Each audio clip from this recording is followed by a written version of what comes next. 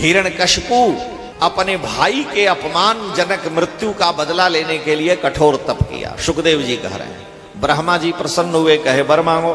कहा ये वर दीजिए कि हम किसी से मरे नहीं। ब्रह्मा जी ने कहा ये नहीं दे सकते, हम भी मरते हैं। आपके जेब में 200 रुपया है तो 300 का दान कहां से करोगे? ब्रह्मा जी कहे जब हम भी मरते हैं तो हम तुमको अमर कहां से बनाएंगे? तो उसने कहा ये वर दे दीजिए कि हम दिन में न मरे, रात में न मरे, ऊपर न मरे, नीचे न मरे, अंदर न मरे, बाहर न मरे, आपके द्वारा बनाए गए किसी व्यक्ति से न मरे, किसी शस्त्र अस्त्र से न मरे। भगवान ने कहा ठीक है। ब्रह्मा जी ने वर दे दिया। अब वो वरदान पा करके आया और तीनों लोकों को अपने अधीन कर लिया। स्वर्ग को जीत लिया, नीचे के लोग तो उसके अधीन ही थे, पृथ्वी को अपने अधीन कर लिया। आप कल्पना करें, हिरण्यकशिपु की तो बात ही अलग है। कलयुग में ही हम लोग सुनते रहे, इतिहास में पढ़ते हैं कि ब्रिटिश के शासन काल में सूर्य अस्त नहीं होता था, यानी पूरे विश्व पर उनका अधिकार था।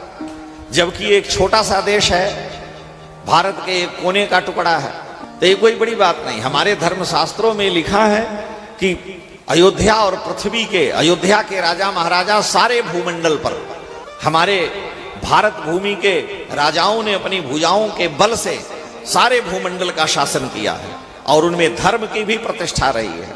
आज भी लिंग्विस्टिक में आप पढ़ेंगे तो आएगा उदाहरण कि जो नाम बदले गए हैं वो सब भारत की संस्कृति से ही मिलते जुलते हैं। तो हिरण्यकशिपु ने तीनों लोगों को अपने अधिकार में कर लिया। मैं ही भगवान हूं, घोषणा कर दी, मेरी ही पूजा करो, कोई यज्ञ व्रत नहीं। हिरण्यकशिपु के आतंक से देवता भगवान की शरण में गए, कहे प्रभु बड़ा संकट है, अब कोई यज्ञ व्रत दान तीर्थ तप नहीं होता, अनाचार अत्याचार पापाचार हो रहा है।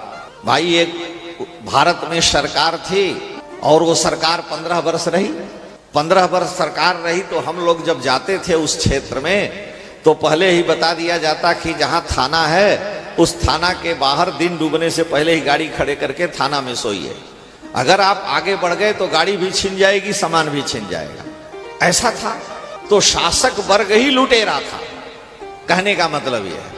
और जगह का कहा आप समझ ही गए होंगे कहां के हम कह रहे हैं। 15 वर्ष तक शासन, और 15 वर्ष के शासन में लोगों का जीना दूभर, कहीं सड़क में गड्ढा है कि गड्ढे में सड़क है, यही निर्णय नहीं हो पाता था। बिजली पानी की बात ही अलग। मेरे सबसे अधिक शिष्य वहां के हैं। हमने एक नेता को कह करके कहा कि बिजली लगवा दीजिए, गांव में जाते, उन्होंने बिजली लगवा दिया, खंभे गाड़ दिए गए। दूसरे दिन खंभे लोग वही ऊपर से काट के उठा ले गए। लोहे के खंभे को जितना जमीन में जाम था वो पड़ा रहा और उसके ऊपर का काट के ले जाके लोगों ने घरों में लगा लिया।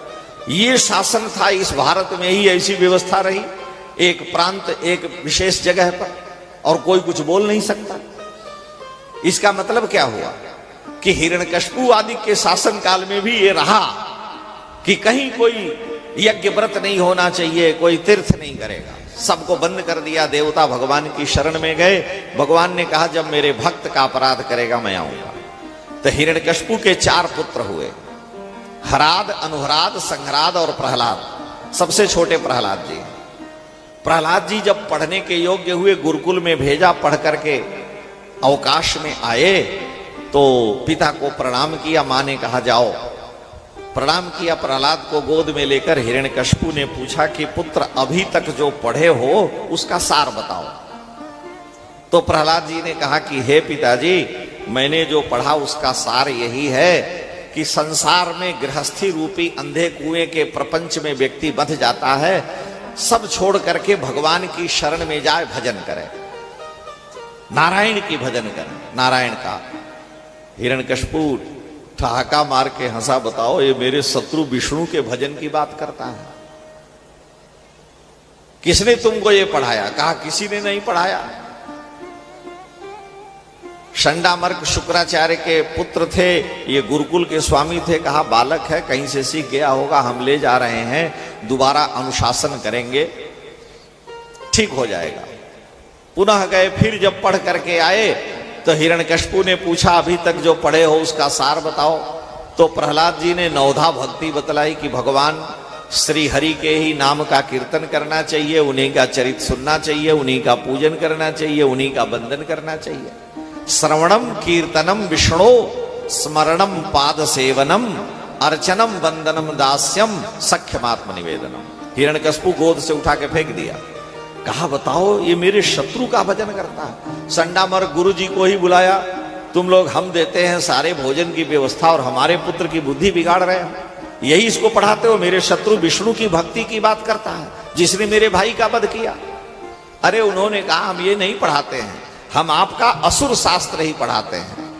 ये पता नहीं कहां से सीख गया है, हम तो आप वाली ही विद्या पढ़ाते हैं कि जब तक जियो सुख से जियो, कर्जा लेकर घी को पियो, जिसका लेना कभी न देना, फिर क्या जग में आना है, और आना है तो क्या कोई पहचाना है कि वो वही पांडे जी हैं।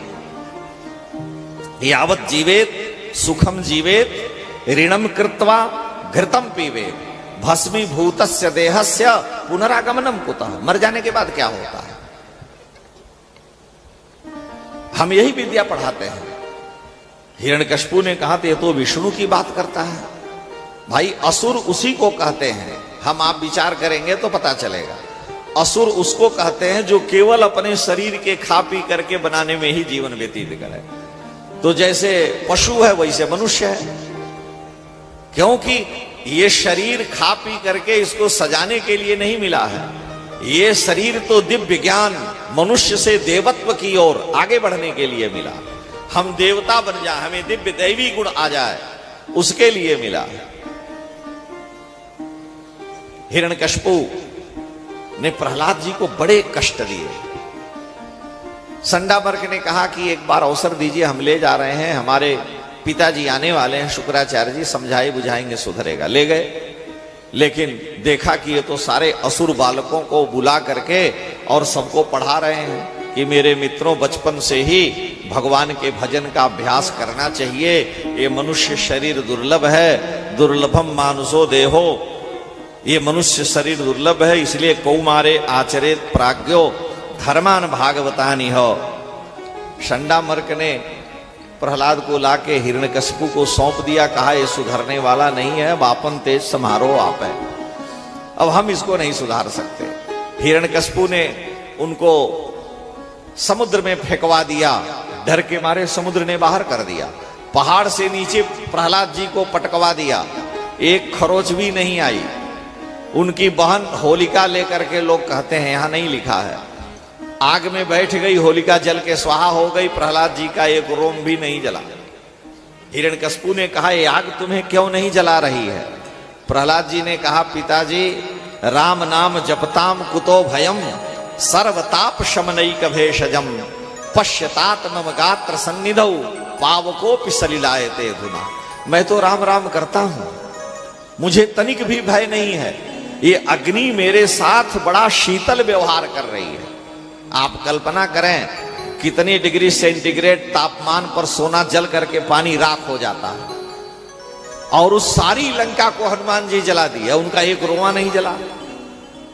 तुलसीदास जी कह रहे हैं उलट पलट लंका सब जारी, सब जला दिया और एक बाल भी बांका नहीं हुआ।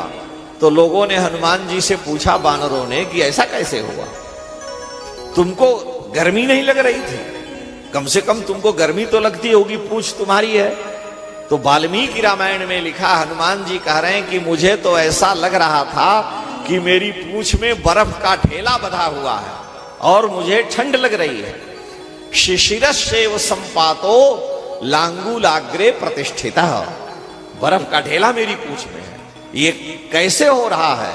जानकी जी वहां कह रही हैं कि यदि मेरा पतिव्रत धर्म शेष है, यदि मैंने मनसा वाचा कर्मणा, हे प्रभु हे रघुनाथ जी, आपके अलावा किसी पुरुष का स्मरण नहीं किया हो तो शीतो भव हनुमत, हनुमान जी को तनिक भी ताप न लगे, इनकी रक्षा हो। मां प्रतिज्ञा कर रही है कि मेरे आंजनेय हनुमान का एक रोवा न हो। अगर माता पिता का प्रसन्न है, वो आशीर्वाद दे रहे हैं, तो आपके जीवन में कोई दुख नहीं है। आजकल सबसे ज्यादा जूतम पैजार कहां होती है? आप अच्छी नौकरी पा गए, अपने मन से विवाह कर लिए, अमन से विवाह कर लिए, श्रीमती जी आई, साल डेढ़ साल तो चला, उसके बाद फिर जूतम पैजार तू मैं लात घूसा और डाइवर्स की नौबत आने लगी। क्यों? जिस माता पिता ने अपने जीवन में एक कल्पना सजोए हुए थे, उनकी भावना थी कि मेरा पुत्र बड़ा है, योग्य होगा, हम अपनी इच्छा से इसको एक सुंदर बहू दिलाएंगे, बहू आएगी। हम लोगों के यहाँ हमारे क्षेत्र में विवाह के बाद सारी विधि हो जाती है तो ब्राह्मण सबको अक्षत देते हैं और कहते हैं आप सब आशीर्वाद दीजिए कि यह जोड़ा आबाद रहे। तो सभी आशीर्वाद देते हैं। तो माता की, पिता की, सारे भाई बहन परिवार की यही भावना कल्पना रहती है कि मेरे भैया का विवाह हो, इसका मंगलमय हो, हम भी उसमें जाएं, आनंद लें। लेकिन आपने सबका आशीर्वाद व्यर्थ कर दिया। न माँ का आशीर्वाद मिला, न पिता का। वो रोग आकर के स्वीकार कर रहे हैं कि अगर बोल देंगे तो कहीं पंखा पे लटक न जाए, जहर न खा ले, इसलिए अब तुम जो करो। तो आपने अपने माता पिता पूर्वजों का आशीर्वाद नहीं प्राप्त किया, अपने मन से आपने जो किया उसका परिणाम यह है कि आपको स्वयं भोगने को मिल जाएगा एक इसी जन्म में, नहीं तो आपके पुत्र में, नहीं तो पोते में वो परिणाम आ जाएगा। क्योंकि पूर्वजों का आशीर्वाद नहीं, अपने बड़ों का आशीर्वाद नहीं। आशीर्वाद में बड़ी शक्ति होती है। इसलिए माता पिता ये चाहते हैं कि मेरे वंश, मेरे पुत्र को आशीर्वाद मिले, वृद्धि करे। आप अपने बुद्धि विवेक से बहुत ठीक हैं, लेकिन अगर बड़ों का आशीर्वाद है तो वह शक्ति महान होती है, उसमें बहुत बल है। प्रहलाद जी हनुमान जी के पूंछ की रक्षा के लिए जानकी जी आशीर्वाद दे रही हैं कि शीतो भव हनुमता, अगर मेरा सौभाग्य सुरक्षित है, मेरे राम जी ही एकमात्र देवता हैं, तो हनुमान जी शीतल हो जाएं। तो मां का आशीर्वाद लग रहा है तो उनकी रक्षा कैसे नहीं होगी। तो प्रहलाद जी को आग नहीं जलाई, हिरण्यकश्यप थक गया, कोई उपाय नहीं चला, खंबे में बांध दिया। प्रहलाद जी से कहा कि बोल तेरा विष्णु कहां है? इस मकान को मैंने बनाया है, तू जिस मेरे शत्रु, जिसने मेरे भाई को मारा, उस विष्णु की बातें करता है, बतला तेरा वो विष्णु कहां है? प्रहलाद जी ने कहा कि पिताजी हमको तो सब जगह दिख रहे हैं। हिरण्यकश्यप ने कहा सब जगह दिख रहे। कहा हाँ, इस खंबे में भी दिख रहे हैं, आप जो तलवार लिए हो उसमें भी दिख रहे हैं, आप में भी दिख रहे हैं। हमको तो जिधर देखता हूं उधर तू ही तू है, न तेरा सा जलवा न तेरी सी बू है। शाम की समा में तू, सुबह की शबनम में तू, फिरागी हर सह में तू ही तू है, न तेरा सा जलवा न तेरी सी बू है। मुझे तो सब जगह मेरे ठाकुर का ही जलवा दिखता है, जिधर मेरी नजर जाती है उधर जित देखूं तित श्याममयी है। जहां मेरी नजर जाती वहां श्यामता ही दिखती है। इसलिए मुझे कृष्ण ही सब जगह दिख रहे हैं। हिरण्यकश्यप क्रोध में भर करके खंभे पर एक मुक्का मारा कि इस मकान को मैंने बनवाया, खंभा मैंने लगवाया। ये बेवकूफ कहता है कि मेरा विष्णु इसी में है। जब क्रोध में भर करके खंभे पर मारा और प्रहलाद जी ने कहा था कि इसमें भी दिख रहे हैं, तो ज्यों ही मारा है कि भगवान खंभा फाड़ करके नृसिंह अवतार लेकर के प्रकट हो गए। श्री नृसिंह भगवान की। भगवान खंभा फाड़ के प्रकट हो गए, भयंकर गर्जना करते हुए हिरण्यकश्यप की ओर झपटे। वो तलवार निकाल लिया कि ये कहां से आ गया लड़ने के लिए। ज्यों ही झपटा, भगवान ने तुरंत उसे पकड़ लिया, उठा के पटक करके गोद में लेके बैठ गए और पूछे कि बोल दिन है कि रात है? कहा दिन रात नहीं है तो संध्या है। कहा ऊपर हो कि नीचे? कहा ऊपर नीचे नहीं, वरदान याद दिला रहे हैं। कहा आपकी गोद में है। कहा अंदर हो कि बाहर? कहा चौखट पर है, न अंदर है न बाहर है। भगवान ने कहा मैं मनुष्य हूं कि पशु? कहा मनुष्य भी नहीं पशु भी नहीं हो, तुम डुप्लीकेट हो, हम जानते ही नहीं थे कि ऐसा होता है कोई। मेरे पास कोई अस्त्र शस्त्र? कहा कोई अस्त्र शस्त्र नहीं है। नाखून है, सूखा अस्त्र गीला अस्त्र हमें न मारे। नाखून न सूखा है न गीला है, ज्यादा काट दोगे तो हाथ कट जाएगा, अब थोड़ा सा काटोगे तो सोए सोए कट जाएगा, पता भी नहीं चलेगा। उसकी आंत को फाड़ दिया, हिरण्यकश्यप को मार करके फेंक दिया। गले की आंत को भगवान नृसिंह गले में लपेट लिए, उसके पेट की आंत को, क्योंकि इसने मेरे भक्त प्रहलाद को पीड़ा दी है। तुलसीदास जी तो बड़ी अच्छी बात कहते हैं। हिरण्यकश्यप तलवार निकाला और पूछा कि बोल तेरा विष्णु कहां है? वो तेरा राम कहां है? कृपाण निकाल करके तुलसीदास जी लिख रहे हैं कि काढ़े कृपाण कृपान कहूं, पितु काल कराल बिलो के न भागे। कृपाण निकाला। कृपाण और तलवार में अंतर होता है, आप लोग जानते ही हैं। कृपाण उसे कहते हैं जिसको दोनों ओर धार हो, इसलिए वो छोटी होगी। तलवार उसको कहते हैं जिसकी एक ओर धार हो, लंबी होती है। तो हिरण्यकशिपु कृपाण में दया नहीं होती, क्योंकि दोनों तरफ चलती है वो। तो प्रहलाद जी, तुलसीदास जी लिख रहे हैं कि कृपाण निकाल लिया, तो काढ़ी कृपान, कृपान कहूं, उसमें कृपा नहीं होती है कृपाण में, तो काढ़ी कृपान कृपान कहूं, लेकिन पितु काल कराल बिलो की न भागे, डरे नहीं। पूछा राम कहां, प्रहलाद जी कह रहे हैं सब ठाऊं है, राम कहां सब ठाऊं है, खंभ में, हाँ कहा खंभ में भी है, कहा हाँ, राम कहां सब ठाऊं है खंभ में, हाँ सुनी हाँक नृके हरि जागे, नृके हरि माने नरसिंह, राम कहां सब ठाऊं है खंभ में, हाँ सुनी हाँक निके हरि जागे, अब बैरी बिदार भय बिदक बिकराल, कहे प्रहलाद ही के अनुरागे, अप्रीति प्रतीति बढ़ी तुलसी, तब से सब पाहन पूजन लागे। तब से लोग पत्थर की पूजा करने लगे कि प्रहलाद जी ने कहा खम्भे में भगवान है, वहीं से प्रकट हो गए, तो हम भी पत्थर की पूजा कर रहे हैं, ठाकुर जी हमारे प्रेम से रीझ कर हम पर भी प्रकट हो जाए। ये तुलसीदास जी कह रहे हैं कि प्रीति प्रतीति बढ़ी तुलसी, तब से सब पाहन पूजन लागे। लोग पत्थर की पूजा करने लगे।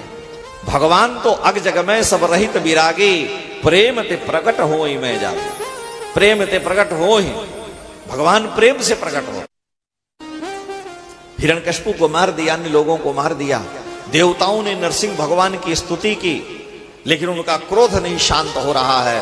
ब्रह्मा जी लक्ष्मी जी को लेके आए कि मनाओ, आपके देवता बब्बर शेर बने बैठे हैं, इस समय सारी सृष्टि से लगता है असुरों को ही खत्म कर देंगे। लक्ष्मी जी आई, देखी, दूर से भाग गई, ऐसा तो हमने कभी रूप ही नहीं देखा था। अब उनका क्रोध कौन शांत करावे? ब्रह्मा जी ने प्रहलाद जी से कहा कि पुत्र, तुम्हारे पिता को मारने के लिए भगवान प्रकट हुए, इतना आवेश है, भगवान को प्रसन्न करो। पासई में नहीं गए, प्रहलाद जी नहीं डरे, जाकर साष्टांग चरणों में लेट गए। शेर का बच्चा भगवान से थोड़ा ही, शेर से थोड़ा ही डरता है, प्रहलाद जी को डर किस बात का। चरणों में लेट गए, भगवान ने गोद में ले लिया।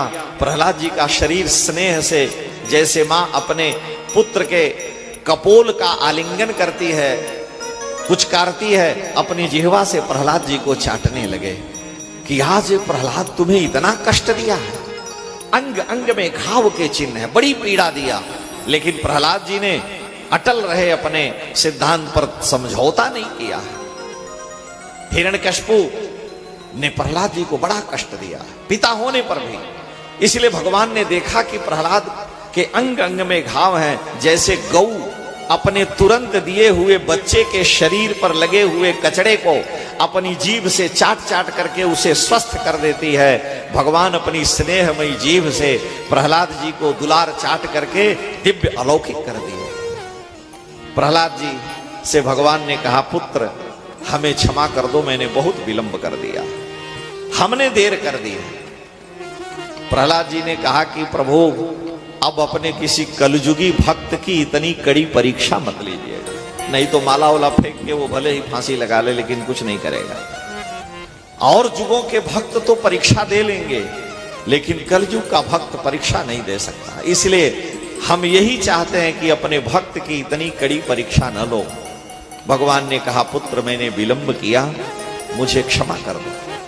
भगवान भक्त से प्रार्थना कर रहे हैं, बोले प्रभु प्यारे, बोले प्रभु प्यारे, प्रिय कोमल तिहारे अंग, असुर ने मारे मम नाम एक गाने में, गिरते गिरायो पुनि जल में डुबायो, हाय अग्नि में जलायो, कमी राखी ना सताने में, उड़ते लगाए लपटाए बार बार प्रभु, करुणा निधान बने करुणा दिखाने में, मंजुल मुखार बिंद चूमी चूमी कहें प्रभु, क्षमा करो पुत्र मोहि देर भई आने में।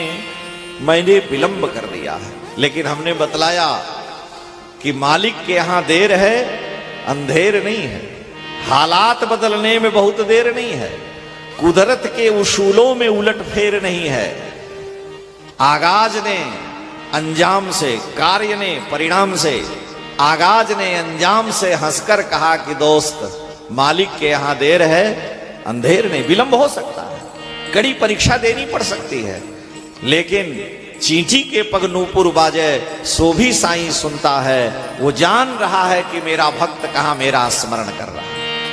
प्रहलाद जी भगवान की स्तुति करते हैं, ठाकुर जी का वंदन करने लगे और कहते हैं कि हे प्रभु हे नाथ, मन्ने धनाभिजन रूप तपः श्रुतौज तेजः प्रभाव बल पौरुष बुद्धि योगा नाराधनाय हि भवन्ति परस्य पुंसो भक्त्या तुतोष भगवान गजयूथ पायो।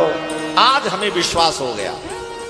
प्रहलाद जी कह रहे हैं भगवान से कि हे प्रभु, आज मुझे विश्वास हो गया कि आपको प्रसन्न करने के लिए धनवान होना, विद्वान होना, गुणवान होना, बलवान होना, लंबे परिवार वाला होना कोई आवश्यक नहीं है। न मैं धनवान था, न मैं विद्वान था, न मेरे पास कोई परिवार, पिता ने, मां ने, पुरजन परिजन स्वजन सब ने मेरा त्याग कर दिया। मैं कहीं का नहीं था।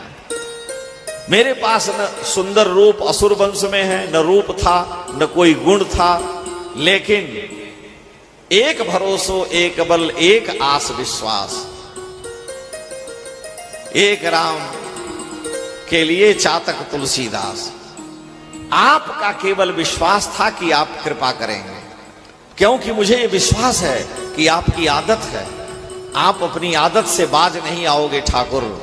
कृपा की न होती जो आदत तुम्हारी, अगर आपकी आदत कृपा की नहीं होती तो सुनी ही रहती अदालत तुम्हारी। कृपा की न होती जो आदत तुम्हारे, कृपा की न होती जो आदत तुम्हारी, कृपा की न होती जो आदत तुम्हारी, कृपा की न होती जो आदत तुम्हारी, तो सुनी रहती अदालत तुम्हारी, तो सुनी रहती अदालत तुम्हारी, कृपा की न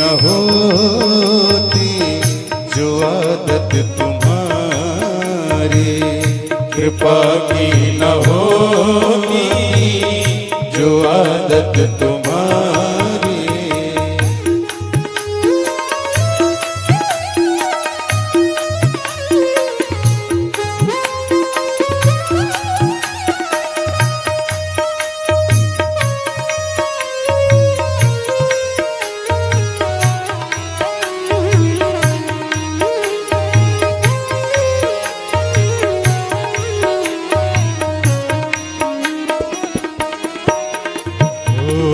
जो दीनों के दिल में जगह तुम न पाते, जो दीनों के दिल में जगह तुम न पाते, जो दीनों के दिल में जगह तुम न पाते, जो दीनों के दिल में जगह तुम न पाते, तो किस दिल में होती हिफाजत तुम्हारी, तो किस दिल में होती हिफाजत तुम्हारी, कृपा की न होती जो आदत तुम्हारी, कृपा की न होती जो आदत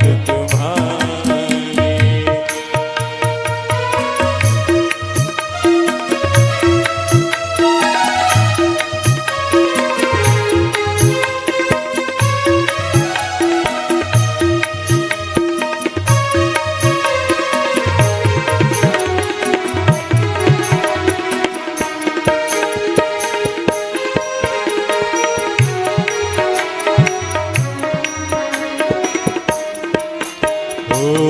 गरीबों की दुनिया है आबाद तुमसे, गरीबों की दुनिया है आबाद तुमसे, गरीबों की दुनिया है आबाद तुमसे, गरीबों की दुनिया है आबाद तुमसे, गरीबों से है बात साहत तुम्हारी, गरीबों से है बात साहत तुम्हारी, तो सुनी रहती अदालत तुम्हारी, तो सुनी रहती अदालत तुम्हारी, कृपा की न होती जो आदत तुम्हारी, कृपा की न होती जो आदत तुम्हारी।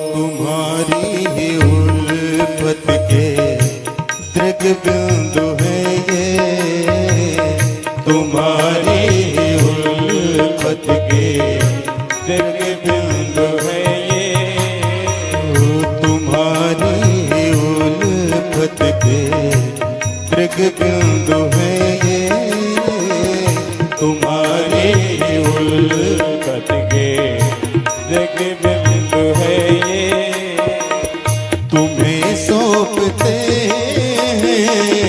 अमानत तुम्हारी, तुम्हें सौंपते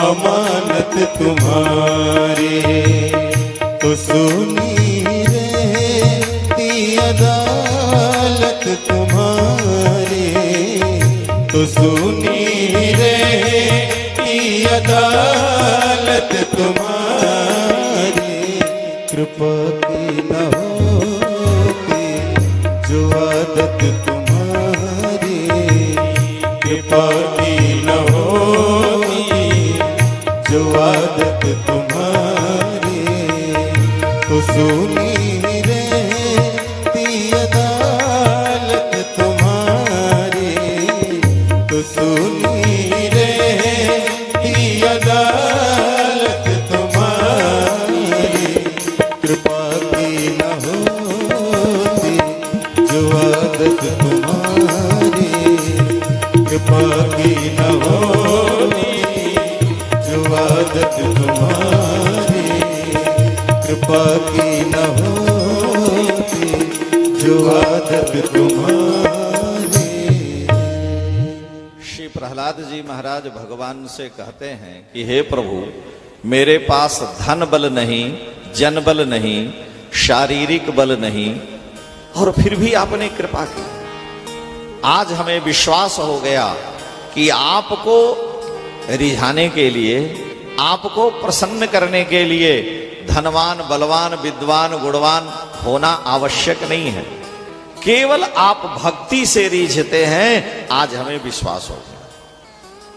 हे प्रभु, भक्त्या तुतोष भगवान गजई उठ पाए। नीतिकार ने कहा, व्याधस्याचरणम ध्रुवस्य च वयो विद्या गजेंद्रस्य का। अगर ये सुना जाए कि बहुत पवित्रता से भगवान मिलते हैं, तो व्याध ने कोई पवित्रता नहीं की, मांस बेचता था। अगर लंबी आयु वालों को मिलते हैं तो ध्रुव की कितनी लंबी आयु थी। व्याधस्याचरणम ध्रुवस्य च वयो, विद्वान होना चाहिए तो विद्या गजेंद्रस्य का, हाथी की स्कूल में पढ़ा। ऊंचे कुल वाला हो, भगवान कृपा करें तो का जातिर विदुर से यादव पते, हे यादव पति विदुर कौन जाति के थे? कहा बलवान हो तो मिलेंगे तो उग्रस्य किम पौरुषम, उग्रसेन सबसे कमजोर भगोड़ा थे और आपने कृपा की। का जातिर विदुरस्य यादव पते उग्रस्य किम पौरुषम, बहुत सुंदर को आप मिलते हैं तो कुब्जा या किम नाम रूपम अधिकम, कुब्जा कौन सुंदरी थी, सब जगह से टेढ़ी। अगर धनवान को कहा जाए तो किम तत् सुदामनो धनम, सुदामा के पास कितना बैंक बैलेंस था और आपने कृपा की। कुब्जाया किन नाम रूपम अधिकम किन तत् सुदामनो धनम, इसलिए हमें विश्वास है कि भक्त्या तुष्यति केवलम न च गुणैः भक्ति प्रियो माधव, आपको भक्ति प्रिय है, ऐसी भक्ति करे रैदासा। रैदास जी कहते हैं कि मेरे जैसा व्यक्ति भगवान की भक्ति करके आज वंदनीय है। इसलिए हे संसार के प्राणियों, हरिसा हीरा छाड़ के भगवान को छोड़कर संसार को बचते हो, हरिसा हीरा छाड़ कर करे और की आस, ते नर जमपुर जाएंगे सत भाखे रैदास। भगवान को छोड़कर दुनिया के आगे हाथ क्या फैलाना, दाता एक राम भिखारी सारी दुनिया। प्रहलाद जी भगवान का वंदन किए, भगवान ने कहा पुत्र वर मांगो, प्रहलाद जी ने कहा यही वर दीजिए कि मांगने की मन में कभी इच्छा न हो, मैं आपका भक्त हूं, मुझे मंगता बना रहे हो। राम जी ने कहा रामायण में कि मोर दास कहाई नर आशा, करई त कहू कहा विश्वासा। अगर मेरा दास है, वो कहता है हम रामदास हैं, वो कहता है हमारा दास है सीताराम दास है, और जाके दुनिया के आगे हाथ फैलाता है, तो वो मेरा दास नहीं, डुप्लीकेट है, नकली है। ये भगवान कह रहे हैं मोर दास कहाई नर आशा, करई त कहू कहा विश्वासा। इसलिए हे प्रभु मैं नृसिंह आपका दास हूं, आप हमें यही वर दीजिए कि मेरे मन में मांगने की कोई कामना ही पैदा ना हो। भगवान ने प्रहलाद जी को भक्ति का दान किया, आदेश दिए कि तुम अपने पिता का संस्कार करो। शत्रुता जब तक वो था तभी तक थी, अब खत्म। प्रहलाद जी ने कहा तो मेरी एक कामना है उसे पूरी कर दीजिए। भगवान ने कहा क्या चाहते हो? प्रहलाद जी ने कहा कि प्रभु जो कुछ भी हो, दुष्ट थे, अत्याचारी थे, अन्यायी थे, पापी थे मेरे, फिर भी मेरे पिता थे। ये मेरा शरीर उस पिता से उत्पन्न हुआ है, उस माता पिता के ही रजबीर्य से ये शरीर हुआ है। इसलिए मैं चाहता हूं कि मेरे पिता की गति हो जाए, उनका उद्धार हो जाए। इसी को वैष्णवता कहते हैं। जिस पिता ने इतना कष्ट दिया, वो भक्त कहता है मेरे पिता का उद्धार हो जाए। भगवान ने कहा प्रहलाद तुम अपने पिता की चिंता करता है, तेरे जैसा भक्त जिस कुल में हुआ उसके तो 21 कुल का उद्धार हो जाता, तेरा तो अभी 21 हुआ ही नहीं। त्रिह सप्तभी पिता पूतो पितृभी सहते नघ, इसलिए तुम्हें अपने पिता की चिंता ही नहीं करनी चाहिए। प्रहलाद जी ने कहा कि मुझे चिंता इसलिए है कि मेरे पिता को आपने मार डाला, सारे असुरों को मारा, धर्म की स्थापना करने आप आए, लेकिन क्रोध आपका शांत नहीं हुआ। मेरे पिता को मारने के बाद भी उनके पेट की आंत को आप अपने गले में लपेटे हैं, ये क्रोध का रूप है।